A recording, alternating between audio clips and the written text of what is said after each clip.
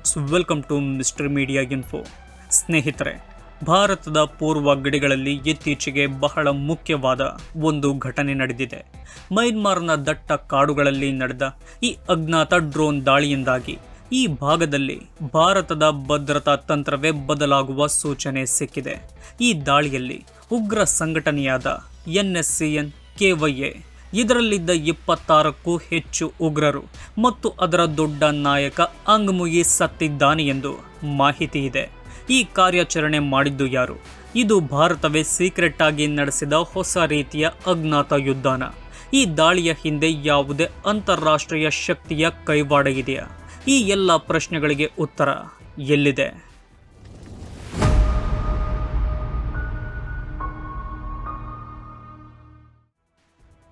ಈಶಾನ್ಯ ಭಾರತದ ಗಡಿ ಪ್ರದೇಶಗಳಲ್ಲಿ ಬಹಳ ದಿನಗಳಿಂದ ಪ್ರತ್ಯೇಕವಾದಿ ಗುಂಪುಗಳ ತೊಂದರೆ ಇದೆ. ಇವರು ಗ್ರೇಟರ್ ನಾಗಾಲ್ಯಾಂಡ್ ಎಂಬ ಕನಸಿನೊಂದಿಗೆ ಗಲಾಟೆ ಮಾಡ್ತಾರೆ. ಈ ನಾಗಾ ಉಗ್ರರು ಚೀನಾ ಮತ್ತು ಪಾಕಿಸ್ತಾನದಿಂದ ಬಂದೂಕು, ತರಬೇತಿ ಮತ್ತು ಹಣದ ಸಹಾಯ ಪಡೆಯುತ್ತಾರೆ ಎಂದು ಮಾಹಿತಿ ಇದ್ದು, ಇದರ ಜೊತೆಗೆ ಡ್ರಗ್ಸ್ ವ್ಯಾಪಾರ ಮಾಡಿ ಕೂಡ ಹಣ ಗಳಿಸ್ತಾರೆ. ಈ ಉಗ್ರರು ಕೆಲಸ ಮಾಡುವ ವಿಧಾನ ಹೀಗಿದೆ: ಭಾರತದ ಭದ್ರತಾ ಪಡೆಗಳ ಮೇಲೆ ದಾಳಿ ಮಾಡೋದು, ಆಮೇಲೆ ತಕ್ಷಣವೇ ಮಯನ್ಮಾರ್ ಗಡಿಯ ಒಳಗೆ ನುಗ್ಗಿ ಅಡಗಿ ಕೂರೋದು. ಮಯನ್ಮಾರ್ನ ಈ ಭಾಗಗಳು ಅಲ್ಲಿನ ಸೇನೆಯ ನಿಯಂತ್ರಣದಲ್ಲಿ ಸರಿಯಾಗಿಲ್ಲ. ಹಾಗಾಗಿ ಇವರಿಗೆ ತರಬೇತಿ ಕ್ಯಾಂಪ್ಗಳನ್ನು ಹಾಕಲು ಮತ್ತು ಸುರಕ್ಷಿತವಾಗಿ ಇರಲು ಸುಲಭವಾಗ್ತಾ ಇರುತ್ತೆ. ಇತ್ತೀಚೆಗೆ ಮಣಿಪುರದಲ್ಲಿ ದೊಡ್ಡ ಮಟ್ಟದ ಹಿಂಸಾಚಾರ ನಡೆಯಿತು. ಆ ಗಲಾಟೆಯಲ್ಲೂ ಈ ಪ್ರತ್ಯೇಕವಾದಿ ಗುಂಪುಗಳು ಸಕ್ರಿಯವಾಗಿ ಭಾಗಿಯಾಗಿದ್ದವು ಎಂದು ವರದಿಗಳು ಹೇಳುತ್ತೆ. NSCN ಸಂಘಟನೆಯು ಇಂತಹ ಪ್ರಮುಖ ಉಗ್ರ ಗುಂಪುಗಳಲ್ಲಿ ಒಂದಾಗಿರುತ್ತೆ. ಮೊನ್ನೆ ಅರುಣಾಚಲ ಪ್ರದೇಶದ ಚಾಂಗ್ಲಾಂಗ್ ಜಿಲ್ಲೆಯಲ್ಲಿರುವ ಅಸ್ಸಾಂ ರೈಫಲ್ಸ್ ಕ್ಯಾಂಪ್ ಮೇಲೆ ದಾಳಿ ಮಾಡಿ 3 ನಮ್ಮ ಯೋಧರಿಗೆ ಗಾಯ ಮಾಡಿದ್ದು ಇದೇ ಗುಂಪು. ದಾಳಿ ಮಾಡಿದ ಮೇಲೆ NSCN ಎಂದಿನಂತೆ ಮಯನ್ಮಾರ್ ಗಡಿಯನ್ನ ದಾಟಿ ಸಗಾಯಂಗ್ ಡಿವಿಷನ್ನ ದಟ್ಟ ಕಾಡುಗಳಲ್ಲಿ ಆಶ್ರಯ ಪಡೆದಿರುತ್ತೆ. ಭಾರತೀಯ ಸೇನೆಯು ಗಡಿಯಾಚೆ ಬಂದು ಏನನ್ನು ಮಾಡಲು ಸಾಧ್ಯ ಇಲ್ಲ ಎಂಬ ವಿಶ್ವಾಸ ಅವರಲ್ಲಿತ್ತು. ಏಕೆಂದರೆ ಇದುವರೆಗೆ ಅದೇ ನಡೆದುಕೊಂಡು ಬಂದಿತ್ತು. ಆದರೆ ಈ ಬಾರಿ ಆ ಪರಿಸ್ಥಿತಿ ವಿರುದ್ಧವಾಗಿದೆ. ಅರುಣಾಚಲ ಗಡಿಗೆ ಹತ್ತಿರವಿರುವ ಮಯನ್ಮಾರ್ನ ಸಗಾಯಂಗ್ ಕಾಡುಗಳಲ್ಲಿ 16 ಅಜ್ಞಾತ ಡ್ರೋನ್ಗಳು ಯಾವುದೇ ಶಬ್ದವಿಲ್ಲದೆ ದಿಢೀರಂತ ಕಾಣಿಸಿಕೊಂಡವು. ಈ ಡ್ರೋನ್ಗಳು ಕಮೋಯ ಗ್ರಾಮದ ಸುತ್ತಮುತ್ತ ಹಾರಾಡುತ್ತಾ NSCN ಉಗ್ರರ ಕ್ಯಾಂಪ್ಗಳನ್ನು ಸರಿಯಾಗಿ ಗುರುತು ಮಾಡಿ ಅವುಗಳ ಮೇಲೆ ಒಂದೇ ಸಲಕ್ಕೆ ದಾಳಿ ಮಾಡಿದವು. ಈ ದಾಳಿಯ ನಿಖರತೆ ಮತ್ತು ತಂತ್ರಜ್ಞಾನ ನೋಡಿದರೆ ಇದು ಅತ್ಯಾಧುನಿಕ, ಟಾರ್ಗೆಟ್ ಮಾಡಿ ದೂರದಿಂದಲೇ ಹೊಡೆಯುವ ಸ್ಟ್ಯಾಂಡ್ ಆಫ್ ದಾಳಿ ಅಂತ ಭದ್ರತಾ ತಜ್ಞರು ಹೇಳ್ತಾರೆ. ಈ ದಾಳಿ ನಮ್ಮ ಗಡಿಯಾಚೆ ಪ್ರತೀಕಾರ ತೀರಿಸಿಕೊಳ್ಳುವ ಸಾಮರ್ಥ್ಯದ ಬಗ್ಗೆ ಉಗ್ರರಿಗೆ ಸ್ಪಷ್ಟ ಎಚ್ಚರಿಕೆ ನೀಡಿದೆ. ಈ ಅನಿರೀಕ್ಷಿತ ಡ್ರೋನ್ ದಾಳಿಯಿಂದ NSCN ಸಂಘಟನೆಗೆ ಆಗಿರುವ ನಷ್ಟ ತುಂಬಾ ದೊಡ್ಡದು. ಬಂದಿರುವ ಮೊದಲ ವರದಿಗಳ ಪ್ರಕಾರ ಈ ದಾಳಿಯಲ್ಲಿ ಸುಮಾರು 26ಕ್ಕೂ ಹೆಚ್ಚು ಮಂದಿ ಉಗ್ರರು ಸತ್ತಿರ್ತಾರೆ. ಇದರಲ್ಲಿ ನಾಗಾ ಉಗ್ರರ ದೊಡ್ಡ ಕಮಾಂಡರ್ ಮೇಜರ್ ಜನರಲ್ ಅಂಗ್ ಮುಯಿ ಕೂಡ ಸತ್ತಿದ್ದಾನೆ ಎಂದು ಮಾಹಿತಿ ಇದೆ. ಅಷ್ಟೇ ಅಲ್ಲ, NSCN ಸಂಘಟನೆಯ ಹಿರಿಯ ನಾಯಕ ಪಿಯಾಂಗ್ ಕೋನ್ಯಕ್ ಮನೆಯನ್ನು ಕೂಡ ಟಾರ್ಗೆಟ್ ಮಾಡಲಾಗಿತ್ತು. ಅವನ ಮಗ ಮತ್ತು ಅಂಗರಕ್ಷಕರು ಸತ್ತಿದ್ದಾರೆ ಎಂದು ಮಯನ್ಮಾರ್ ಮೂಲಗಳು ಖಚಿತಪಡಿಸಿವೆ. ಈ ದಾಳಿಯು ಕೇವಲ ಜನರನ್ನು ಕೊಲ್ಲೋದಷ್ಟೇ ಅಲ್ಲ, ಉಗ್ರರ ಸಂಘಟನೆಯ ಮುಖ್ಯಸ್ಥರ ಜಾಲವನ್ನೇ ಹಾಳು ಮಾಡಿದೆ. ಇದು ಉಗ್ರರ ನೈತಿಕ ಸ್ಥೈರ್ಯವನ್ನು ಕುಗ್ಗಿಸಲು ಮಾಡಿದ ಶಿರಶ್ಛೇದನ, ಅಂದರೆ ನಾಯಕರನ್ನು ಕೊಲ್ಲುವ ಕಾರ್ಯಾಚರಣೆಯಾಗಿದೆ. ಈ ದಾಳಿಯ ಮುಖ್ಯ ಉದ್ದೇಶವೇ ನಾಯಕರನ್ನ ಹೊಡೆದಾಕೋದು. ಉಗ್ರ ಸಂಘಟನೆಗಳು ಸಾಮಾನ್ಯವಾಗಿ ತಮ್ಮ ನಾಯಕರ ಆದೇಶದ ಮೇಲೆ ಕೆಲಸ ಮಾಡುತ್ತೆ. ನಾಯಕನನ್ನೇ ಕೊಂದರೆ ಇಡೀ ಸಂಘಟನೆಯು ನಿಯಂತ್ರಣ ಕಳೆದುಕೊಂಡು ಕುಸಿದು ಬೀಳುತ್ತೆ. ಅಂಗ್ ಮುಯಿ ಮತ್ತು ಪಿಯಾಂಗ್ ಕೋನ್ಯಾಕ್ ಕುಟುಂಬವನ್ನ ಗುರಿ ಮಾಡಿದ್ದರ ಹಿಂದಿನ ಕಾರಣ ಇದೇ ಆಗಿದೆ. ಈ ದಾಳಿಯಿಂದಾಗಿ ಉಗ್ರರು ಬಳಸುತ್ತಿದ್ದ ಸೀಕ್ರೆಟ್ ಕಮ್ಯುನಿಕೇಷನ್ ವ್ಯವಸ್ಥೆಗಳು ಕೂಡ ಹಾಳಾಗಿರುತ್ತವೆ ಎಂದು ವರದಿಯಾಗಿದೆ. ಈ ಜಾಲ ಹಾಳಾದ ಕಾರಣ ಸಂಘಟನೆಯು ತಮ್ಮ ಪರಿಸ್ಥಿತಿಯನ್ನ ಬೇರೆಯವರಿಗೆ ಹೇಳಲು ಸಾಧ್ಯವಾಗಲಿಲ್ಲ. ಇದರಿಂದಾಗಿ ಇಡೀ ತಂಡದಲ್ಲಿ ದೊಡ್ಡ ಗೊಂದಲ ಮತ್ತು ಅವ್ಯವಸ್ಥೆ ಉಂಟಾಗಿದೆ. ಈ ಡ್ರೋನ್ ದಾಳಿ ನಡೆದ ಸಮಯವು ಬಹಳ ಮುಖ್ಯವಾಗಿದೆ.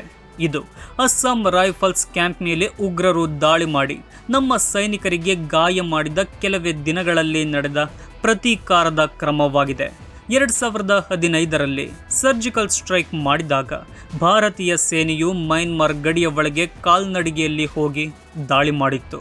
ಆದರೆ ಈ ಬಾರಿ ನೆಲದ ಮೇಲೆ ಸೈನಿಕರನ್ನ ಕಳುಹಿಸದೆ ಡ್ರೋನ್ಗಳ ಮೂಲಕ ದೂರದಿಂದಲೇ ನಿಖರವಾದ ದಾಳಿ ಮಾಡಿರೋದು ಭಾರತದ ಯುದ್ಧ ತಂತ್ರದಲ್ಲಿ ಆದ ದೊಡ್ಡ ಬದಲಾವಣೆಯನ್ನ ತೋರಿಸುತ್ತೆ. ಈ ಸ್ಟ್ಯಾಂಡ್ ಆಫ್ ದಾಳಿಗಳು ನಮ್ಮ ಸೈನಿಕರಿಗೆ ಯಾವುದೇ ಅಪಾಯವಿಲ್ಲದೆ ಗುರಿಯನ್ನ ನಾಶ ಮಾಡಲು ಒಂದು ಹೊಸ ಮತ್ತು ಸುರಕ್ಷಿತ ಮಾರ್ಗವನ್ನ ಒದಗಿಸಿದೆ. ಇಂತಹ ದೊಡ್ಡ ಘಟನೆ ನಡೆದರೂ ಇದರ ಬಗ್ಗೆ ಇದುವರೆಗೆ ಯಾವ ದೇಶವೂ ನಾವು ಮಾಡಿದ್ದು ಎಂದು ಒಪ್ಪಿಕೊಂಡಿಲ್ಲ. ಮಯನ್ಮಾರ್ ಸೇನೆ, ಭಾರತ ಸರ್ಕಾರ ಅಥವಾ ಭಾರತೀಯ ಸೇನೆ ಯಾರು ಕೂಡ ಈ ಡ್ರೋನ್ ದಾಳಿಯ ಜವಾಬ್ದಾರಿಯನ್ನ ತೆಗೆದುಕೊಂಡಿಲ್ಲ. ಸತ್ತ ಉಗ್ರರ ಬಗ್ಗೆ ಮತ್ತು ದಾಳಿಯ ಬಗ್ಗೆ ಮಾತಾಡುತ್ತಿರೋದು NSCN KYA ಸಂಘಟನೆಯೊಂದೇ. ಮಯನ್ಮಾರ್ನ ಸೇನಾ ಸರ್ಕಾರ ಈ ಬಗ್ಗೆ ಸಂಪೂರ್ಣವಾಗಿ ಮೌನವಾಗಿದೆ. ಬಹುಶಃ ಬೇರೆಯವರು ತಮ್ಮ ಶತ್ರುಗಳನ್ನ ಕೊಂದಿದ್ದಕ್ಕೆ ಅವರಿಗೂ ಖುಷಿಯಾಗಿರಬಹುದು. ಭಾರತವು ನಾವೇ ಮಾಡಿದ್ದು ಎಂದು ಎಲ್ಲಿಯೂ ಹೇಳುತ್ತಿಲ್ಲ. ನಮಗೆ ಸಂಬಂಧ ಇಲ್ಲ ಎಂದು ಕೂಡ ನಿರಾಕರಿಸುತ್ತಲೂ ಇಲ್ಲ. ಈ ರಾಜತಾಂತ್ರಿಕ ಮೌನದ ಹಿಂದೆ ಒಂದು ದೊಡ್ಡ ಕಾರ್ಯತಂತ್ರ ಅಡಗಿದೆ ಎನ್ನುವುದು ತುಂಬಾ ಸ್ಪಷ್ಟವಾಗಿದೆ. ಈ ದಾಳಿ ನಡೆಸಿದ ಅಜ್ಞಾತ ಶಕ್ತಿ ಯಾರು ಅನ್ನೋ ಕುತೂಹಲವು ಜಾಗತಿಕ ರಾಜಕೀಯವನ್ನು ನಮ್ಮ ಮುಂದೆ ಇಡುತ್ತೆ. ಇದು ಬರೀ ಉಗ್ರ ಗುಂಪುಗಳ ನಡುವಿನ ಜಗಳವೋ ಅಥವಾ ದೊಡ್ಡ ದೇಶಗಳ ಸ್ವಾರ್ಥದ ಸಂಘರ್ಷವೋ ಎಂಬ ಪ್ರಶ್ನೆ ಹೇಳುತ್ತೆ. ಸಗಾಯಂಗ್ ಡಿವಿಷನ್ನಲ್ಲಿ ಅಪಾರ ಪ್ರಮಾಣದ ಬೆಲೆ ಬಾಳುವ ರೇರ್ ಅರ್ತ್ ಮಿನರಲ್ಸ್ ಸಂಪನ್ಮೂಲಗಳಿವೆ. ಚೀನಾ ಇಲ್ಲಿ ಗಣಿಗಾರಿಕೆ ಮಾಡ್ತಾ ಇದೆ ಮತ್ತು ಈ ಕೆಲಸವನ್ನ ಮುರಿಯಲು ಅಮೆರಿಕ ಸಹ ಈ ಪ್ರದೇಶದ ಮೇಲೆ ಕಣ್ಣಿಟ್ಟಿದೆ ಎಂದು ಮಾಹಿತಿ ಇದೆ. NSCN ಉಗ್ರ ಗುಂಪುಗಳು ಅಂತಾರಾಷ್ಟ್ರೀಯ ಸಹಾಯ ಪಡೆಯುತ್ತಿರೋದ್ರಿಂದ ಈ ಡ್ರೋನ್ ದಾಳಿಯ ಹಿಂದೆ ಯಾವುದೇ ಜಾಗತಿಕ ಶಕ್ತಿಯ ಪಾತ್ರ ಇರಬಹುದಾ ಎಂಬ ಅನುಮಾನವೂ ಇದೆ. ಆದರೆ ಈ ದಾಳಿ ಯಾರೇ ಮಾಡಿರಲಿ, ಸತ್ತಿರೋದು ಭಾರತದ ವಿರುದ್ಧದ ಉಗ್ರರು ಎನ್ನುವುದು ನಮಗೆ ಮುಖ್ಯ. ಭಾರತವು ಈ ದಾಳಿಯನ್ನ ಮಾಡಿದ್ದು ನಾವೇ ಎಂದು ಹೇಳದಿರಲು ಬಲವಾದ ರಾಜತಾಂತ್ರಿಕ ಕಾರಣ ಇದೆ. ಒಂದು ದೇಶ ಮತ್ತೊಂದು ದೇಶದ ಗಡಿಯ ಒಳಗೆ ಹೋಗಿ ದಾಳಿ ಮಾಡಿದ್ರೆ ಅದು ಅಂತಾರಾಷ್ಟ್ರೀಯ ಕಾನೂನಿನ ಉಲ್ಲಂಘನೆಯಾಗುತ್ತೆ. ಇದರಿಂದ ಹಲವು ರಾಜಕೀಯ ಮತ್ತು ಅಂತಾರಾಷ್ಟ್ರೀಯ ಮಟ್ಟದ ತೊಂದರೆಗಳು ಶುರುವಾಗುತ್ತೆ.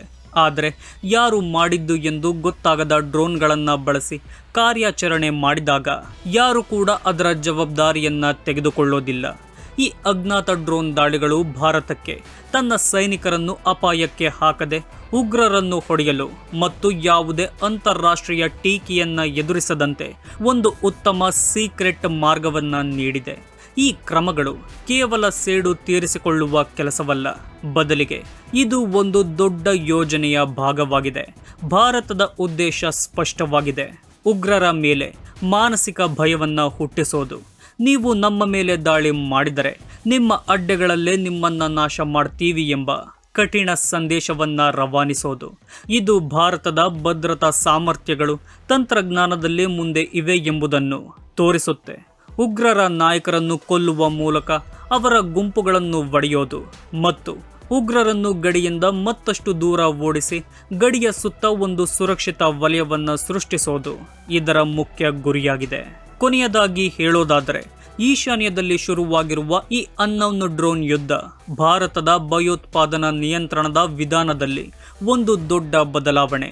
ಈ ಹಿಂದೆ ಉಲ್ಫಾ ಉಗ್ರರ ಅಡಗು ತಾಣಗಳ ಮೇಲೂ ಇದೇ ರೀತಿಯ ಡ್ರೋನ್ ದಾಳಿಗಳು ನಡೆದಿದ್ದವು. ಆಗಲೂ ಯಾರು ಮಾಡಿದ್ದು ಅಂತ ಗೊತ್ತಾಗಿರಲಿಲ್ಲ.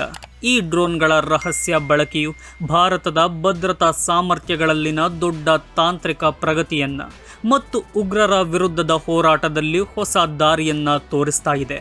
ಮುಂದಿನ ದಿನಗಳಲ್ಲಿ ಇಂತಹ ಅಜ್ಞಾತ ಕಾರ್ಯಾಚರಣೆಗಳು ಹೆಚ್ಚಾಗುವ ಸಾಧ್ಯತೆ ಇದೆ. ಸ್ನೇಹಿತರೆ, ಈ ಮಾಹಿತಿಯ ಬಗ್ಗೆ ನಿಮ್ಮ ಅಭಿಪ್ರಾಯವನ್ನು ತಿಳಿಸಿ. ಈ ವಿಡಿಯೋ ನಿಮಗಿಷ್ಟವಾಗಿದ್ದರೆ ಲೈಕ್, ಶೇರ್, ಕಮೆಂಟ್ ಮಾಡಿ. ಇದೇ ರೀತಿಯ ಹೆಚ್ಚು ವಿಡಿಯೋಗಳಿಗಾಗಿ ನಮ್ಮ ಚಾನಲನ್ನು ಸಬ್ಸ್ಕ್ರೈಬ್ ಮಾಡಿಕೊಳ್ಳಿ. ವಿಡಿಯೋ ನೋಡಿದ್ದಕ್ಕೆ ಧನ್ಯವಾದಗಳು.